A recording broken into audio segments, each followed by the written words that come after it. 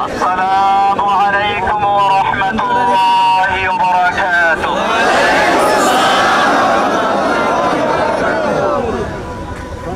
الحمد لله الذي نجانا من القوم الظالمين. الحمد لله. আল্লাহ সুবহানাহু ওয়া তাআলার মহান দরবারে শুকরিয়া জ্ঞাপন করছি, যিনি আমাকে দীর্ঘ 11 বছর 16 দিন পরে আপনাদের দোয়া এবং আল্লাহর রহমতে মুক্ত বাতাসে আসার তৌফিক এনায়েত করেছেন। আলহামদুলিল্লাহ। আপনারা জানেন, কয়েক মাস পূর্বে আমার জামিন হয়েছিল। এখন আমি ভাবছি আল্লাহ সুবহানাহু ওয়া তাআলার রহমত এবং তার যে ইচ্ছা, তিনি যে বান্দাদেরকে ভালোবাসেন তাদের কল্যাণের জন্য সবকিছু করেন। ওই সময় যদি আমি মুক্ত হতাম, সমালোচকরা বলতো সরকার তাকে ছেড়ে দিয়েছে আপোস করার জন্য। বিভিন্ন রকমের সমালোচকরা সমালোচনা করত।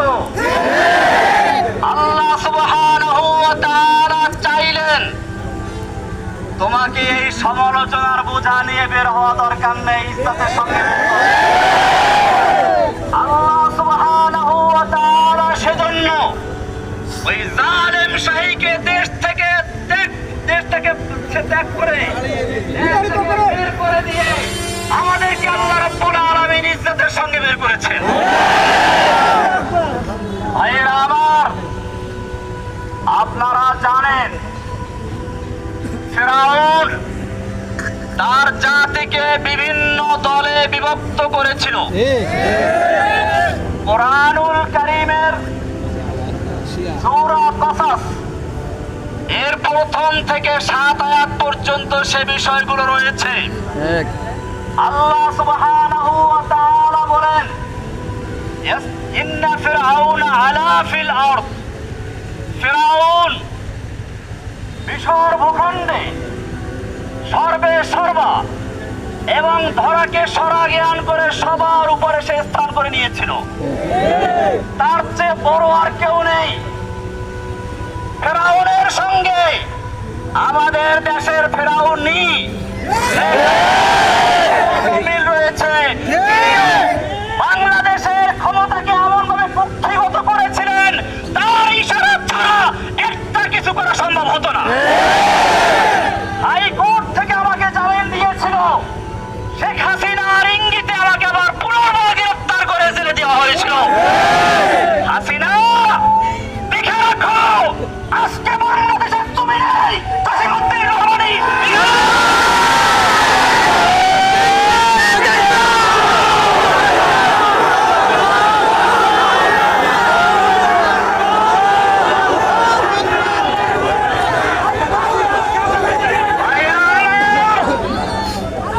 শুধু এখানেই শেষ নয়, আল্লাহ রাব্বুল আলামিন বলেন ফিরআউন তার জাতিকে বিভিন্ন দলে বিভক্ত করেছিল।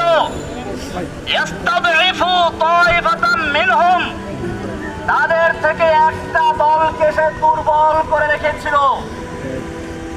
ফিরআউন তার দেশের মানুষকে বিভিন্ন দলে বিভক্ত করেছিল। বাংলাদেশের ফিরআউনিও এদেশের মানুষকে স্বাধীনতার পক্ষে বিপক্ষে, স্বাধীনতার চেতনার পক্ষে বিপক্ষে, মুক্তিযুদ্ধের পক্ষে বিপক্ষে, রাজাকার ইত্যাদি বলে এই দেশের জনগণকে বিভক্ত করে রাজত্ব করার চেষ্টা করেছিল। আল্লাহ রাব্বুল আলামিন তার সমস্ত চক্রান্তকে মাকড়সার চালের মতো ছিন্ন করে দিয়ে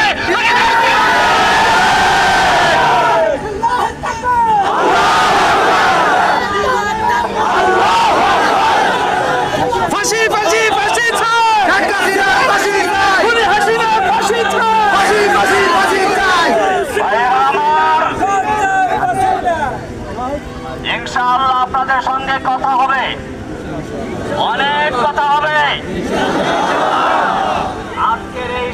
পরিসরে একটা কথা বলতে চাই।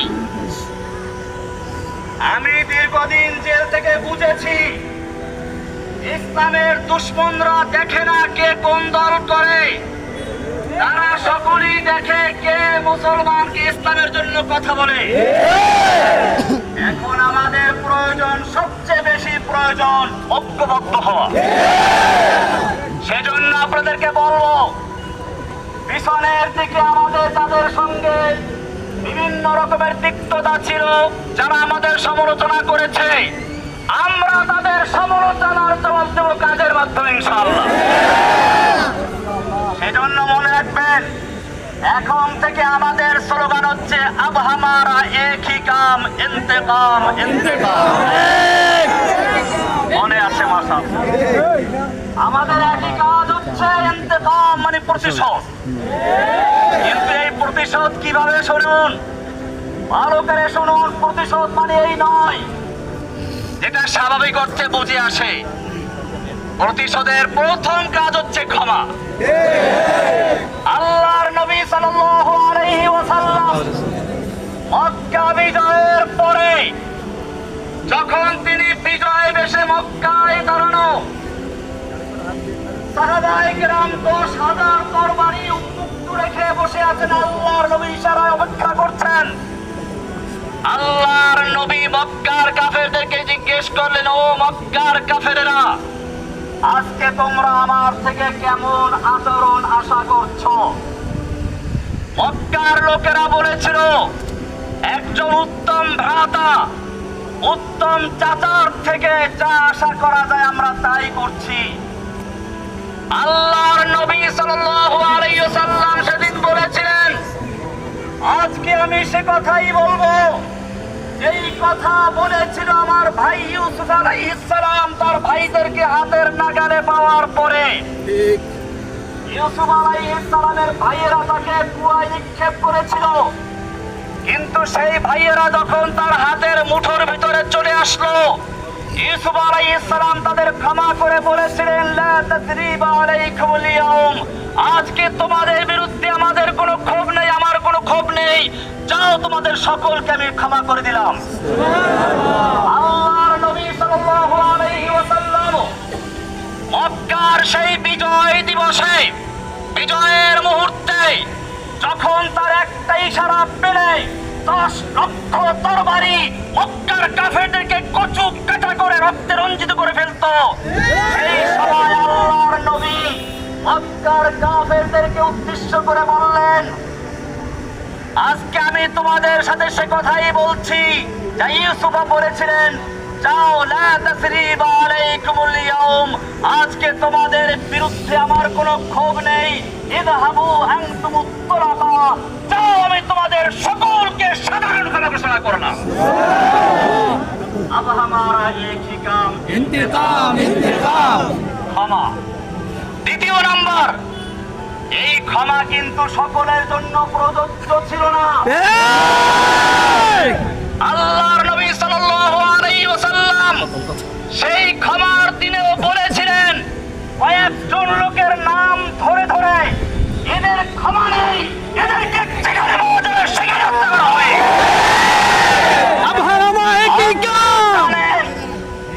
আল্লাহর নবী সাল্লাল্লাহু আলাইহি ওয়াসাল্লাম এখনো লোহার অস্ত্র মাথার থেকে খুলেন নাই। সেই সময় রাসূল সাল্লাল্লাহু আলাইহি ওয়াসাল্লামকে বলা হলো, ইন্না ইবনা খাতাল মুতাআল্লিকুন বিআস্তারিল কাবা, ওই যে ইবনে খাতাল, যাকে আপনি ক্ষমা করেন নাই, যে আপনার বিরুদ্ধে কুচ্ছ রটনার জন্য দুটো নর্তকী নাচাতো আর গান গাওয়াতো, সেই ইবনে খাতাল এখন বাঁচার জন্য কাবার গিলাফ ধরে চলে আছে। আল্লাহর নবী সাল্লাল্লাহু আলাইহি ওয়াসাল্লাম সেই সাহাবীকে বললেন, ফাকতুলহু, এই কাবার গিলাফ ধরে ঝুলে নয়, যদি হাজরা আসওয়াদের চুমু দেওয়া অবস্থা থাকে তাকে ওখানে হত্যা করে দাও। ওয়াহাশীকেও ক্ষমা করা হয় নাই। বুঝা গেল আল্লাহর নবী সাল্লাল্লাহু আলাইহি ওয়াসাল্লাম দয়ার সাগর, যাকে বলা হয়েছে রাহমাতুল লিল আলামিন, গোটা জগৎ দিনে, সাধারণ ক্ষমার দিনেও বিশেষ কিছু লোকদের ক্ষমা করেন নাই। আজকে আমি বলতে চাই, এই দীর্ঘ ১.৫ যুগ পর্যন্ত হাসিনা সরকার নির্যাতনে নিপীড়নে যারা শহীদ হয়েছে, নির্যাতিত হয়েছে, আহত হয়েছে, পঙ্গু হয়েছে, হাত নেই, পা নেই, কারো চক্ষু নেই, এই রকম যারা ক্ষতি করেছে তাদের জন্য কোনো ক্ষমা নয়। अब हमारा इंतकाम एक ही काम, সুতরাং যারা হাসিনার নির্দেশে এদেশের মানুষের উপরে হত্যাযজ্ঞ চালিয়েছিল, রক্তের হোলি খেলা চালিয়েছিল, সেই সমস্ত সে চাই হোক পুলিশ, ছাত্রলীগ, যুবলীগ, যে কোনো লীগ হোক না কেন, তাদের জন্য কোনো ক্ষমা নেই। তৃতীয় কর্মসূচি, তৃতীয় কাজ হচ্ছে আমাদের এখন দাওয়াতি কাজ করা, ব্যাপকভাবে দাওয়াতি কাজ করা, ব্যাপকভাবে দাওয়াতি কাজ করা, তাওহীদের দাওয়াত। জেনে রাখবেন, কবি ইকবাল বলেছেন, সব গুরিজা হো গিয়া আখির নগমায়ে খুরশিদ সে, ঈশমুল মামুর হোগা নগমায়ে তাওহীদ সে। তাওহীদের দাওয়াত আমরা যে থাকবো, ইনশাআল্লাহ দাওয়াতের মাধ্যমে আমরা সকল অন্ধকারকে দূর করে আলোর মশাল জ্বালিয়ে বাংলার জমিনে আল্লাহর নবীর মিশন বাস্তবায়ন করব। নবীর মিশন কি ছিল ভালো করে শুনুন। আল্লাহ রাব্বুল আলামিন কোরআনে কারিমে ৩ জায়গায় একই কথা বলেছেন, ওয়াল্লাযী আরসালা রাসূলাহু বিল হুদা ওয়া দীনিল হক। আল্লাহ তাআলা যিনি তার রাসূলকে দ্বীনে হক এবং হেদায়েত দিয়ে প্রেরণ করেছেন, এজন্য লিইয়ুযহিরাহু আলা দ্বীনি কুল্লিহি, অন্য সকল দ্বীনে বাতিলের উপরে দ্বীনে হককে বিজয়ী করার জন্য। আমাদের এখন কর্মসূচি হচ্ছে আল্লাহর জমিনে আল্লাহর নবীর সেই মিশন বাস্তবায়ন করা, আল্লাহর দ্বীনে হককে সকল দ্বীনে বাতিলের উপরে বিজয়ী করে ইনশাআল্লাহ আমরা ইসলামের পতাকা উত্তোলন করে ছাড়বো। সেই কাজে আপনাদের সঙ্গী পাবো ইনশাআল্লাহ। তৌফিক দান করুন, আমিন। ধৈর্য ধারণ করুন, কোনো বিশৃঙ্খলা না করি।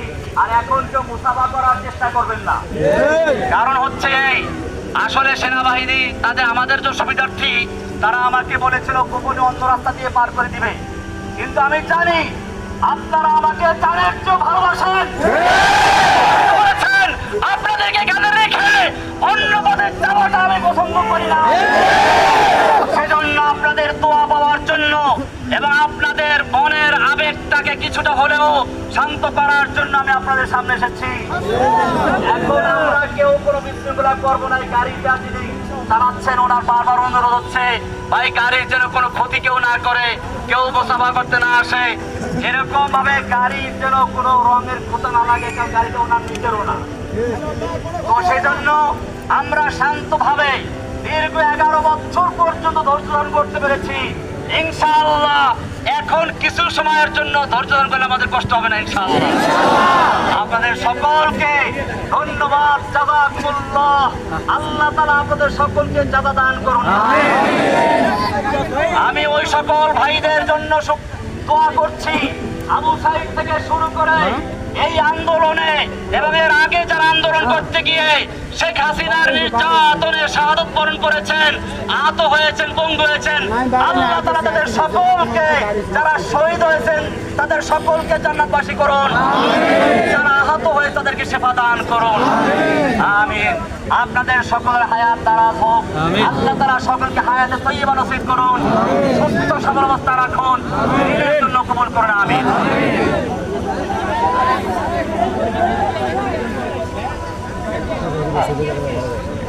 ভাই সাইডে হয়ে যায়, সাইডে হয়ে যায়, সকালে সাইডে হয়ে যায়, নিজ দায়িত্বে আমরা সাইডে হয়ে যাই।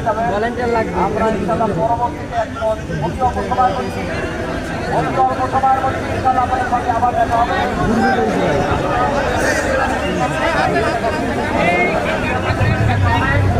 আজকে আমরা আর কোনো ভিড়াভিড়ি না করি, দাদা দাদা চলে যাই ইনশাআল্লাহ। আসসালামু